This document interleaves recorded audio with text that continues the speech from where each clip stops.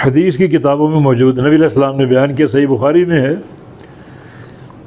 سلیمان علیہ السلام کی 70 بیویاں اور ایک روایت 90 بیویاں، اور 90 کا قول زیادہ راجح ہے۔ جہاں کوئی تعارض آ جائے تو وہاں اگر جمع اور تطبیق ممکن ہو تو تطبیق دے دیں گے، ممکن نہ ہو تو پھر ایک صورت یہ کہ دونوں میں راجح اور مرجوح کون ہے، راجح اور مرجوح، تو 90 کی روایت زیادہ راجح ہے، 90 بیویاں ان کی، اور انہوں نے ایک رات فرمایا کہ میں آج رات ان 90 بیویوں کے پاس جاؤں گا، ہر بیوی حاملہ ہوگی اور ہر بیوی کے بطن سے شاہ سوار پیدا ہوگا جو گھوڑے کی پشت پر سوار ہوگا، اللہ کی راہ میں جہاد کرے گا، یعنی مجاہد فی سبیل اللہ پیدا ہوگا۔ انشاءاللہ نہیں کہا، انشاءاللہ بھول گیا کہنا۔ نبی، اس کی ایک حیثیت نبی کی اور ایک بشر کی، تو بتقاضا بشریت بھول گئے۔ اور نبی ایسا بشر ہے جس سے اگر کوئی خطا ہو، کوئی سہو بھول ہو جائے تو اس کی اصلاح کر دی جائے۔ نبی معصوم ہوتا ہے، اول تو خطا کرتا نہیں، اور خطا اگر ہو جائے تو اس کی اصلاح کر دی جاتی، خطا برقرار نہیں رہتی۔ ہم معصوم نہیں ہیں، غلطی کریں گے، اس غلطی پر اصلاح کرنے والا کوئی بھی نہیں ہو سکتا کوئی اصلاح کر دے، ہو سکتا نہ ہو، اور غلطی برقرار رہے۔ تو سلیمان علیہ السلام انشاءاللہ کہنا بھول گئے۔ کوئی بیوی حاملہ نہ ہوئی سوائے ایک بیوی کے، اس نے بھی آدھا بچہ جنا، تو اسی جسد کو، اسی جسم کو ان کی کرسی پر جو ان کا تخت تھا اس پر لا کے رکھ دیا گیا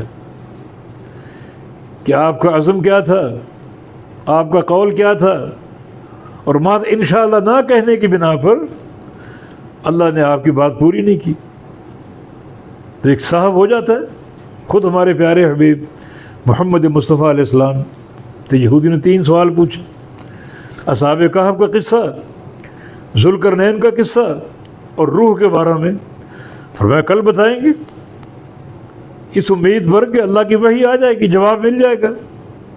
انشاءاللہ کہنا بھول گئے، وحی بند ہو گئی، 15 دن وحی بند رہی۔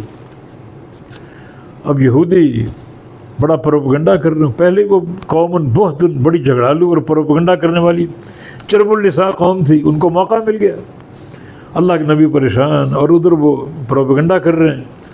آخر 15 دن بعد اللہ تعالیٰ نے ان سوالوں کا جواب دیا، مگر پہلے نبی کو تنبیہ کی، لا تقولن لشیء انی فاعل ذلک غدا الا ان شاء اللہ، کہ آپ یہ نہ کہیں کل میں فلاں کام کروں گا، انشاءاللہ کہا کرو، رب تعالیٰ کی مشیت کو شامل کیا کرو۔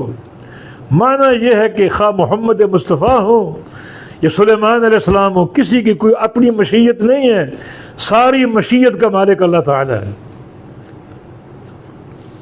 اللہ اپنے بندوں کو سمجھاتا ہے، عقیدہ سمجھاتا ہے، یہ عقیدہ ہے۔ کچھ لوگ نبی علیہ السلام کے پاس آئے اور ما شاء اللہ وشئت کہہ دی، جو اللہ چاہے اور آپ چاہیں۔ بھائی تم نے کیا کہہ دیا، اجعلتنی للہ عدلا، کہ تم نے مجھے اللہ کے برابر کر دیا؟ مت کہا کر جو اللہ چاہے اور آپ چاہیں، صرف جو اللہ چاہے، ما شاء اللہ وحدہ، جو صرف اللہ چاہے۔ اور پھر اگر کسی انسان کی مشیت کا ذکر کریں تو ثم کہو، پھر جو انسان چاہے، اصل مشیت اللہ کی، اور پھر کہہ کر ہر انسان کی مشیت کو اللہ کی مشیت کے تابع بناؤ۔ یہ توحید کا نقطہ ہے۔ تو ان کی کرسی پر یا ان کے تخت پر وہ ناقص الخلقت بچہ جو ہے وہ ڈال دیا گیا۔ ثم اناب، پھر رب تعالیٰ کی طرف رجوع ہوئے، وہ جو انشاءاللہ نہ کہنے کی جو ایک خطا ہو گئی اس سے توبہ اور استغفار کیا، رب کی طرف رجوع اختیار کیا، اور کیا کہا، رب اغفر لی، قال رب اغفر لی، فرمایا کہ میرے رب مجھے بخش دے، مجھے معاف کر دے۔